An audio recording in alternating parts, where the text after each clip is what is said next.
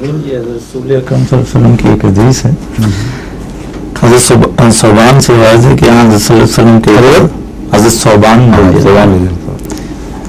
کہ آزاد کردہ غلام تھے، بیان کرتے ہیں کہ حضور نے ایک دفعہ فرمایا میری امت کی دو جماعتیں ایسی ہیں جن کو اللہ تعالیٰ فتنہ و فساد کی آگ سے محفوظ رکھے گا.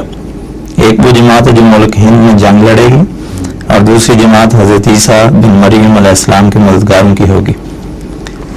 حضرت مسیح علیہ السلام پہ ایمان لانے کی بدولت ایک تو ہمارا یہ دعویٰ ہے کہ یہ آپ نے حدیث کہاں سے لی ہے؟ یہ کتاب سے آپ نوٹ کر رہے ہیں؟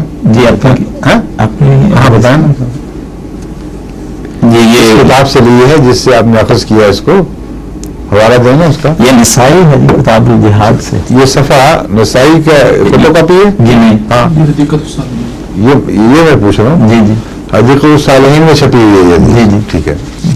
اور یہ نسائی سے لی گئی ہے حدیث الصالحین میں؟ جی ہاں نسائی سے لی ہے. جی ٹھیک ہے. اچھا فرمائیے. جی تو حضرت مسیح علیہ السلام پہ حضرت مسیح میں اس لیے پوچھ رہا تھا کہ جہاں تک مجھے یاد ہے حضرت مسیح علیہ السلام نے اس حدیث پر بحث نہیں فرمائی. اگر فرمائی ہے تو مجھے معلوم ہونا چاہیے، اس کے بعد میں اس کا جواب دوں گا. سمجھیں؟ علماء تمہارے سنتے ہیں، سن رہے ہوں گے. جہاں تک میں نے یادداشت پر زور ڈالا ہے، اس حدیث کی تشریح وہ لڑنے والی جماعت کون سی ہے اور وہ کون سی ہے، یہ مسرور اسلام کے تحریرات میں مجھے یاد نہیں ہے، ہو سکتا فرمائی ہو. دوسری بات یہ ہے کہ اگر ہندوستان میں لڑنے والی جماعت کی بات کی جائے تو یہ خیال گزرتا ہے کہ وہ جو مسلمانوں کی فوجیں جنہوں نے ہندوستان کو فتح کیا ہے ان کی طرف اشارہ ہو. مگر اس سے یہ بھی شک گزرتا ہے کہ حدیث میں کہیں کوئی بناوٹ نہ آ گئی ہو اس واقعہ کو عظمت دینے کے لیے، اس لیے اس پہلو سے بھی چھان بین ضروری ہے.